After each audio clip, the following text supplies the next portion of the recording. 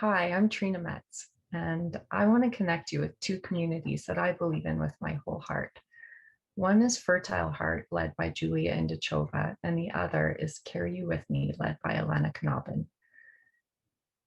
I found them both on my journey in what I believe to be perfect timing, but I'm hoping that others can find them much more quickly than I did. As Julia likes to say, it's an opportunity to take painful challenges and turn them into healing opportunities. So if you are struggling with fertility or child loss, I really want you to know these two women and their paradigm shifting messages.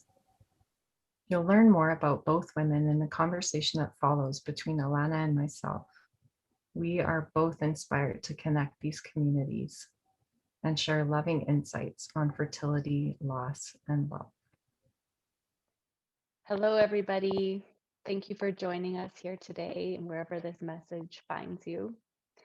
I'd like to start our conversation today with a quote of Julia's that I read on a past blog post of hers that really resonated with me and really spoke to my heart. It goes something like this. Julia writes, "If there is something the baby journey is teaching us, it is that healing is far more expansive, far more mysterious a journey than science often tells us and leads us to believe. And when we accept such a resolute declaration of our inability to create life as our reality, it could effectively close the door on potential healing." I like to believe that this quote really resonates with child loss as well, and that often many suffer in silence, and we are not encouraged to share our stories or to explore our grief in ways that are comfortable and supportive to us. And often that science and society would tell us that it's not okay to do, and it is something that's meant to be bottled up and closed away. And we have a bit of a different message for you here today in how exploring both our loss and our love can be part of our healing journey.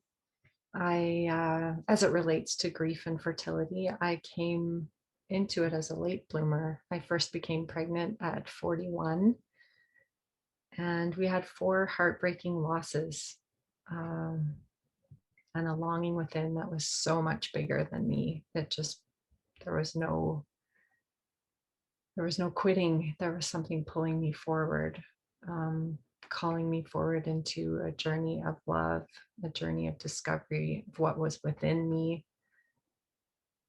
and learning to trust myself. It sounds almost trite, but it was the most painstaking work of my entire life. um, I spent my life and a good part of it looking for the answers outside of me. And as it came to fertility, looking for the doctor to fix what the problem was. And in my case, there were a few numbers that may not have been exactly on, but really there was nothing in quotes wrong with me. And I would have preferred a diagnosis, I think, in the state I was in the place that I wanted answers for what was wrong with me. And I came into working with Julia Indachova of Fertile Heart, and what she was teaching was that the answers are within. And I'm so thankful that she was effectively teaching wisdom. And that is exactly what I needed. And it didn't guarantee that there was a child on the other end for me. Um, but there were lots of people in her community who had children at the other end of their journeys. And the journey doesn't end. I'm not done. I'm not done connecting within. I'm not done. Um, I have the tools now to go forward, but it's a lifelong process that I learned with her in terms of connecting within and listening to my body and what it has to offer. I always describe it as those multiple little hearts, right? When you have a child and then you're like, how can I love another one? And then it's like if you're able to have another child and you feel that whole new little heart grow inside of yours and it's its own separate entity, right? And so um, finding a way to make space for all of the little hearts, I think, and having them all kind of integrate together creates that opportunity for more to come without feeling like one's replacing another or taking, trying to fill that void. Mhm. Kind of how I always felt So about it. yeah, that's so beautiful to have that imagery for that. So 4 long years from the beginning of my journey and one cycle into IVF, we came to our precious little girl, Amalia. And I carry the spirits of the four who touched down with me in my heart. The lessons and the gifts that I got from them still lead me forward in my life.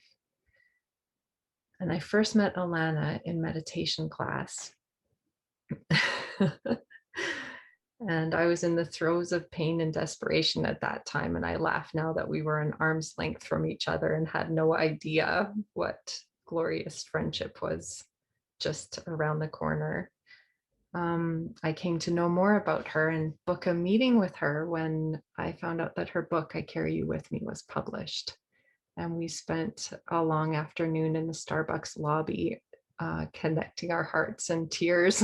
It And was it was, long overdue.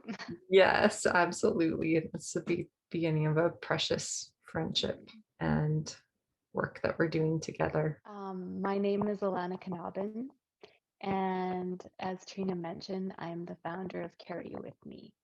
And part of that involves being a community builder, a author, and a grief mentor. And my entrance, if you will, or start to this path in this space started over a decade ago. And our first, my first glimpse of parenthood, if you will, ended in miscarriage at 12 weeks. And this was something that was completely unexpected. And I was, I think, a little bit naive and oblivious to, like many out there, and didn't really understand the gravity of the miracle of birth and the miracle it is to have a successful birth and to walk away at the end of the day with a living child. Um, After the miscarriage, we were blessed with our first living son, Aiden. And a couple years later, um, gave birth to our second son, Marshall James, and had a normal pregnancy, if you will. Everything was going fine, and he was born into this world in a freezing cold blizzard in November. We spent a few glorious days in the hospital together getting to know each other, and he looked like a little moose and a champ. He had these huge chubby cheeks and was just this beautiful little boy. And the day we were supposed to be checking out of the hospital, my husband came into the room, had the car seat with him, his coat on, and the nurse checking us out said she had heard a bit of a murmur, which was totally normal and to be expected. It was quite common, but they just wanted to get the docs to check us out before we left. Um, Fast forward into a roller coaster of life and nightmare beginning. We quickly moved from our cozy exit to the NICU, where we went through rounds after test, and at this point, still having no idea. And it turns out Marshall had a rare AVM in his brain, and nothing can prepare you for being sat down on a bed by a physician you just met and him looking in the eyes, crying and telling you, "I'm sorry, mama, but your son is not coming home." And it still can get me just imagining those words coming through. Our son lived for 2 weeks here on Earth, and we saw so many crazy moments that there aren't even really words to describe. Um, we saw incredible pain and suffering in both our son and ourselves, and our family and our friends and the ones that loved him and us. And we saw the most beautiful gifts of hope and strength and wisdom and expertise and the beautiful, beautiful people that were taking care of us and our son for his 2 weeks on Earth. And um, at the end, he had suffered multiple seizures and strokes as they tried to do different repairs on his brain and change the situation that we were in. But he passed away in our arms at 2 weeks old and changed our lives forever. Um, it started off sort of organically in the beginning, and I um, went through all these phases or buckets of going from times of complete heartbreak and loneliness where, I couldn't get in the shower without crying or bring myself to go out in public only to face something, whether it be a song or a person or a conversation that I wasn't ready to have, that could just trigger you and take you right back into a place of, for lack of a better term, exploring and wanting to know more and wanting to sit with it and really understand it over a decade. I didn't start there months out after loss. Let me be very clear about that. But that in time, I would literally have people showing up at my doorstep at home and fall into my arms crying, sharing that they had just lost their grandchild, or that they had lost a child, or that they had just miscarried, or their best friend was going through a difficult decision. Um, and so sort of ended up meeting you that way, really, after our beautiful time together. And I laugh too when I think about how we met on the floor of that yoga nidra class. We were an arm's length apart for a long time and just smiled. And it's funny how in life you make up these stories and these illusions of other people, right? I know we had mutual friends and, we're seeing each other every week. And I had built up this whole story of this wonderful life you had and these beautiful children that you must just have a house full and all this and that. And then we meet and we share the reality of what our lives truly look like and where we are in all sides of our lives. And so in doing that, it really became about, um, I knew I wanted to connect with other parents going through this. I knew I had so much to share and so much that I had leaned into and really worked to unpack and to try to find the best possible language to describe it and to try to add a bit of a roadmap or a bit of a light for parents in this time of darkness to say, I can't take your pain away from you. But what I can do is shed a little bit of light on things that you might be going through or things that you might face, or share a few tools and resources. Um, I think similar to the intentions and concepts of Fertile Heart, and that being with people and putting out, extending a hand to say, I'm walking this journey with you. Yes, well, thank you for sharing that, Alanna. And it inspires me to share at this point what one of the biggest things was that I learned from you in that first Mm, talk that we had. And that was that I was never, ever going to get over my grief. And that really enabled me and empowered me to embrace the four spirits. And I'm not sure, I was at number 3 when we had that conversation. mm, But it allowed me to embrace their spirits and carry them with me, as you so aptly titled your book and your community. Um, it really empowered me to carry them with me, knowing that I didn't have to get over them. There is this pressure somehow in the water we're swimming in, that we should get over it, that it should be, there's a beginning and an end. And as we know, there really isn't. And me hearing that from you is just so empowering, so empowering, oh, so allowed me to sink into the space and allow my grief where it needed to be. It was a really powerful lesson. well, thank you for sharing that. And I think that's beautiful. And I truly do believe that. And that is the foundation of Carry With Me, is that it was actually a phrase I kept writing in my journal as time went on. Part of my healing was I just started to write. And I didn't sit down with the intention to say, oh, I'm gonna, write and fix myself now. I just wrote. And Carry With Me kept being this phrase that I would say in writing and communicating to my son. I will carry with me forever. I'll carry with me. And that I try to educate and share with others because, in that opening quote, there's this misconception that it needs to be packed away, tucked away, and hidden, or dealt with, do the work, move on. But neither of those situations are necessarily accurate. And could we find a space in this world where we could carry the memory of our loves with us in a safe and loving way?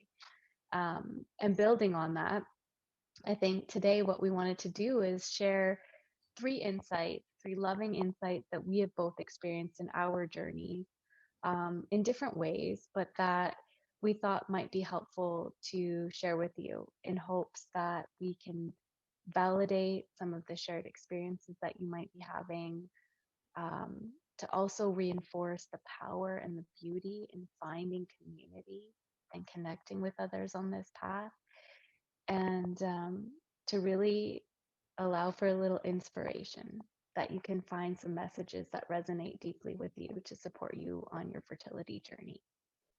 And so, the first one that we'd like to talk about today, um, and touch on is the concept of time heals all wounds and the misconception that time heals all wounds. And before I jump into that, we did want to share that all of these are perspectives from our experience and from the experience that we've heard from working with others. But that it's very, very important that we acknowledge that everyone comes to this journey with their own background, their own experiences, their own influences in their life, and that wherever you are at, your experience is going to be what guides you, and that each of us are unique in how we approach love and loss, and that is the best way to approach it. So, Mm. um, jumping back to time cannot heal all wounds, and what I mean by that, or what I've experienced and come, is there's this concept of time I experienced with after loss, and even trying to conceive along the way in building our family, and that um, people would just say, well, in time it'll feel better, or like in time this too shall pass, and kind of phrases like that. um, and what I can share is that that concept that you mentioned, Trina, as well, about grief, is that time starts to shift things and time starts to change things, but time doesn't necessarily heal all wounds. And that if that is the sort of rhythm we are beating to, we may never feel satisfied or at peace, because that's not in reality what happens. And so what I've experienced is that in time my grief shifted. So there was emotions that shifted, and they can still come and pop up and ebb and flow, um, but that my grief lightened, and that little light that lived on inside of me continued to grow, and over time it did get stronger and it got brighter, and that my grief still stayed there, but these concepts that have been shared by others, um, where life starts to build up around us again, and so that the grief is still there, it's still part of us, it's still part of our story. It doesn't define who we are, it Mhm. doesn't need to drive who we are for the rest of our life. It informs the way we look at the world, um, but that we can grow and we can change and evolve. And the last thing I'd add on that is this beautiful concept of kintsugi pottery. I love in this, and using the imagery of that, and that you take this beautiful piece of pottery and it gets smashed, this Japanese art form, and in very layman terms, sharing my description of it, but smashing it with a hammer, and that life has all these different hammers that hit us, and that this seemingly beautiful finished piece is now broken into pieces, but that in the recreation of it and putting it back together using this golden resin to fill in the cracks, that the broken piece actually becomes more beautiful and more brilliant. And I think this applies to loss and fertility so beautifully, in that we are brilliant and we will shine again, and that we get to decide how we rebuild that beauty, and where the cracks get filled with gold, and what that story looks like going forward. Oh, I just love that, Alanna. That is the most beautiful imagery. Thank you.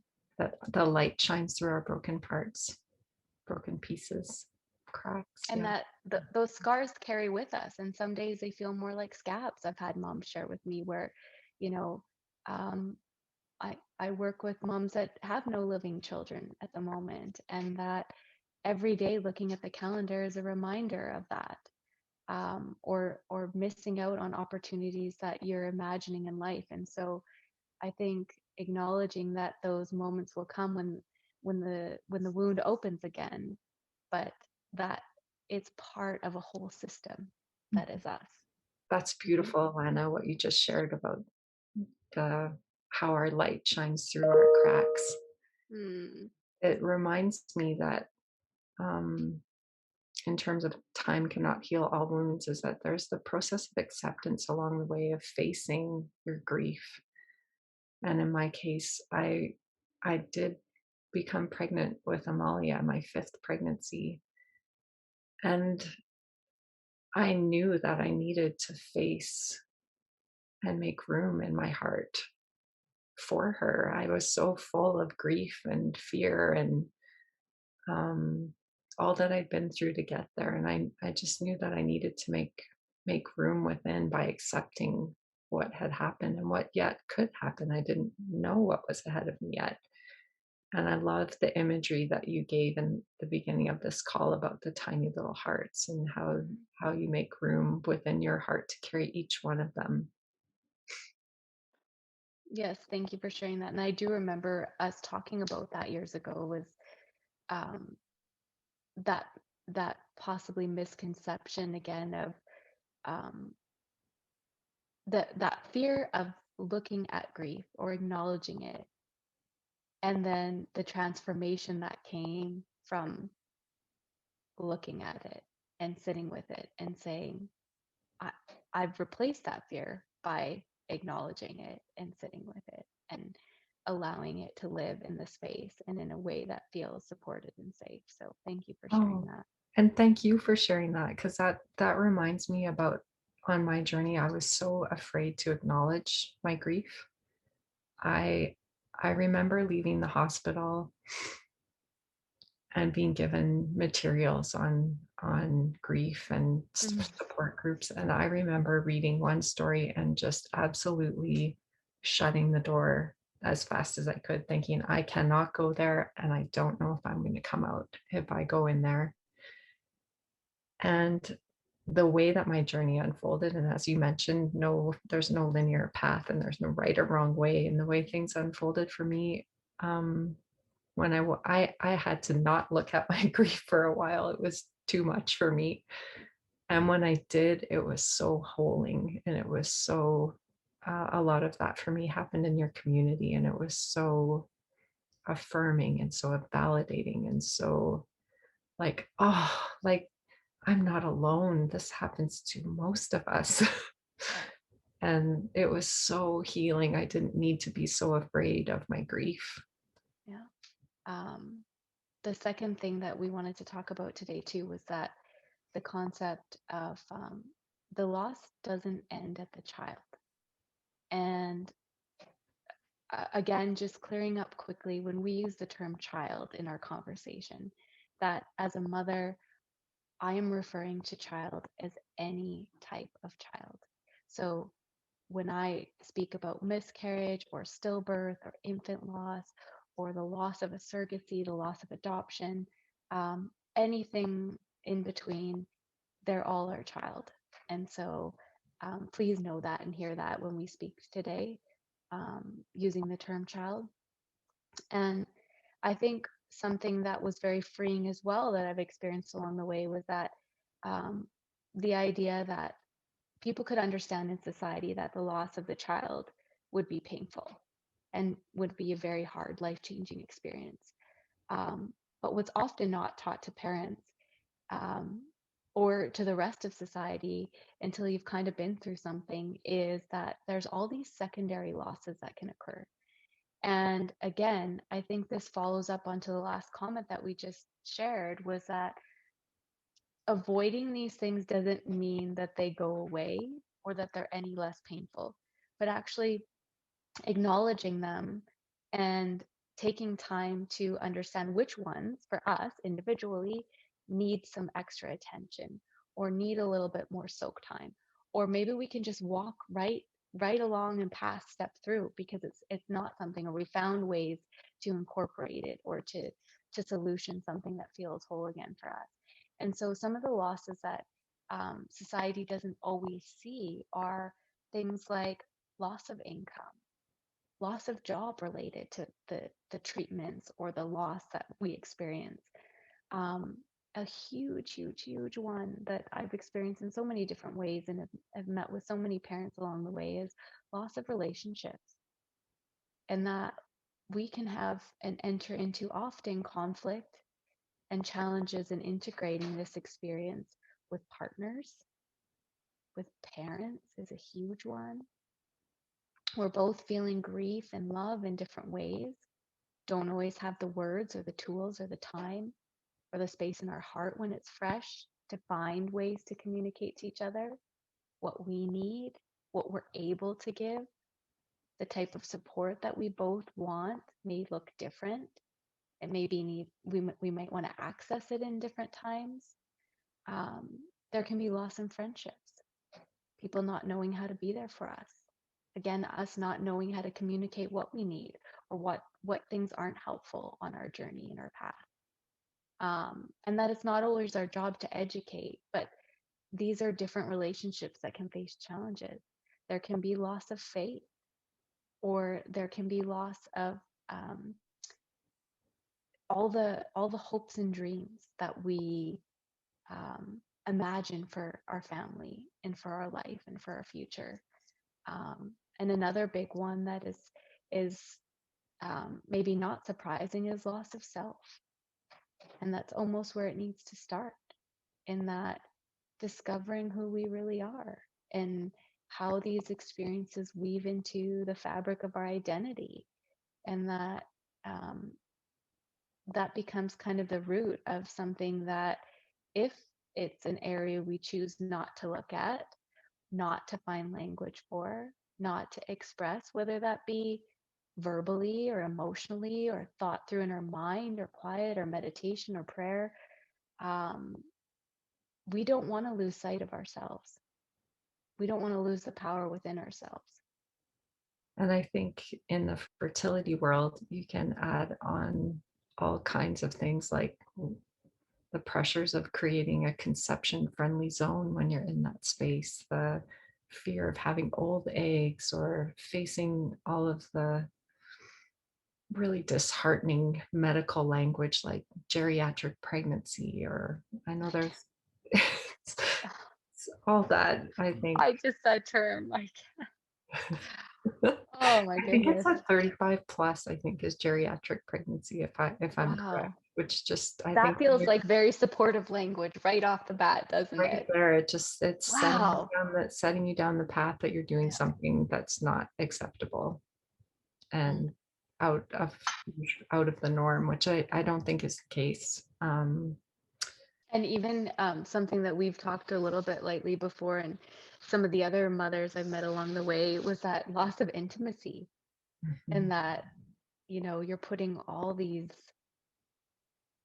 very, very heavy pressures and expectations and wishes and demands and schedules and Yes, timing your ovulation and your and when you're both grieving and you don't, and maybe you're not getting along, it's not easy.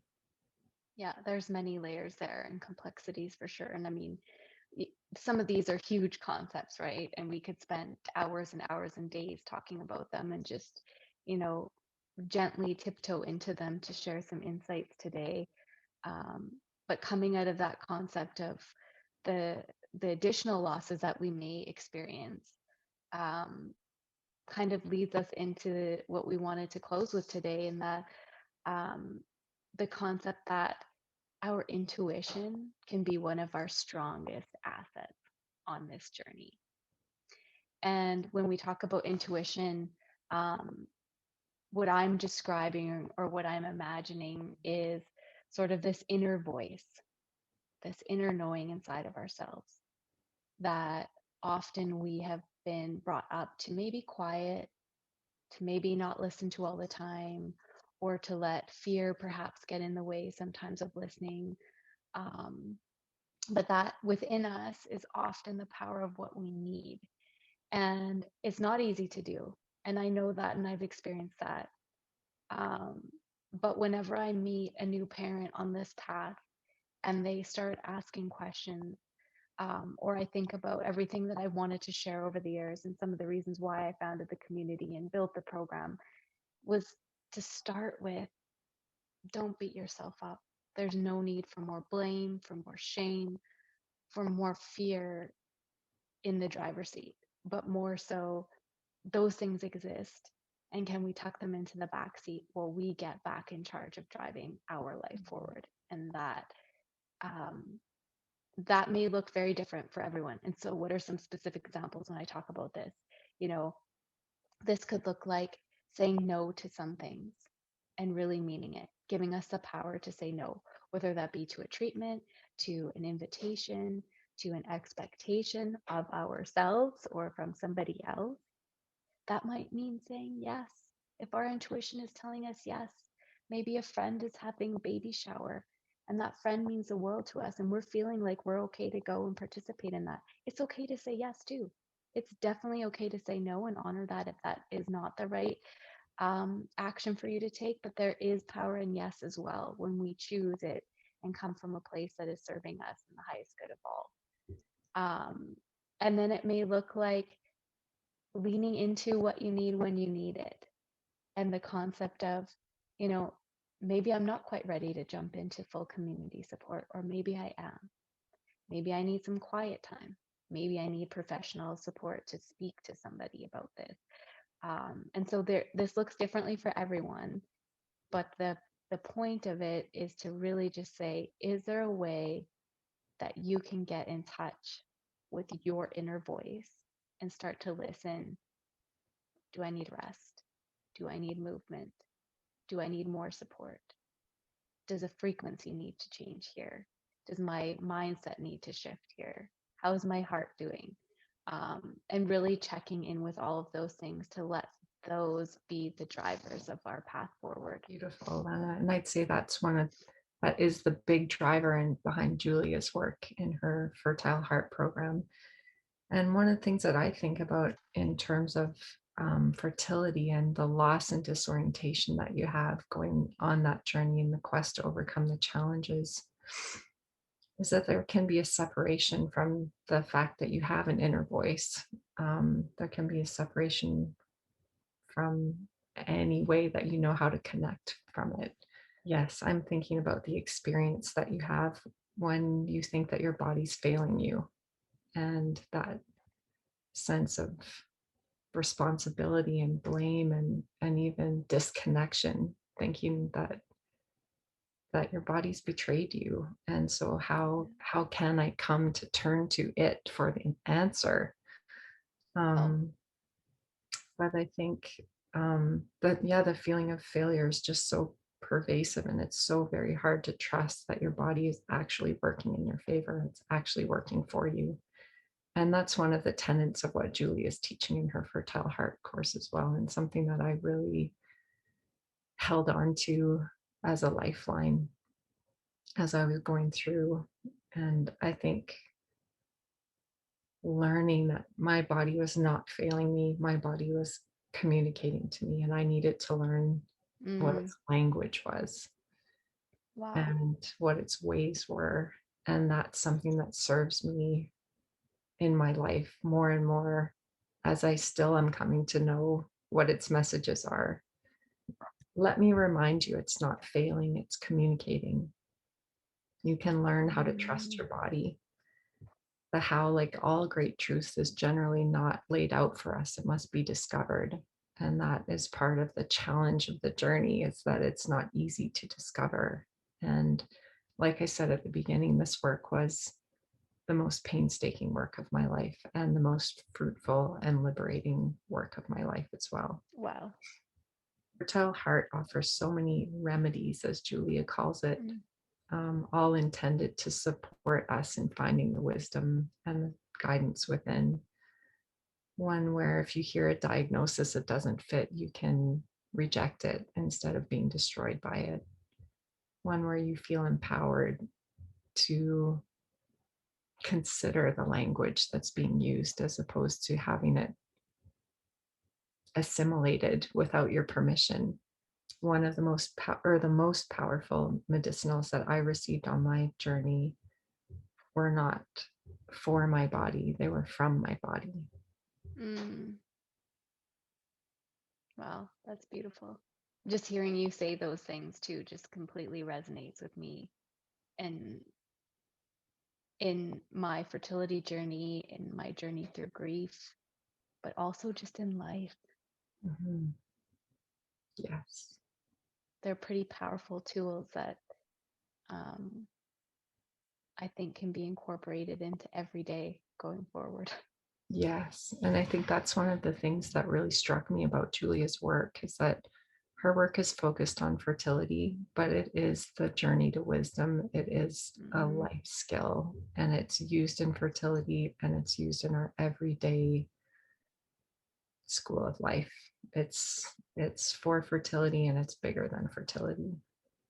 Well, thank you for chatting with me today and everybody on the line. I love sharing our stories and the stories of others, and hope this is the first of many of these conversations to share.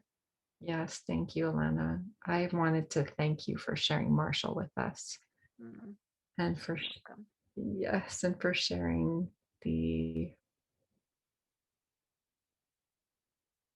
you're the perfect example of what we're talking about in terms of what Marshall's life has inspired you into and called you into, which has been to access the wisdom within your own body, to get curious about what happened, to Mm, explore the language and the healing modalities and the connections with others, and how you're building this beautiful community that really supports that journey and affirms and validates in ways that are so healing. And so I really thank you. my honor and my journey as well to keep exploring down that path. And thank you for being such a light and teacher on this path for me as well, and for sharing your beautiful meditations and wisdom with this community and beyond. And I send everybody who is part of this conversation with us love and light wherever you are at on this path, and wish you all the best in your fertility journey and in life. Thank you, Julia and Fertile Heart, for showing us that the pathway to birthing our children is the pathway to birthing ourselves, and that our bodies are working for us and communicating to us, and that no one can walk the path but us.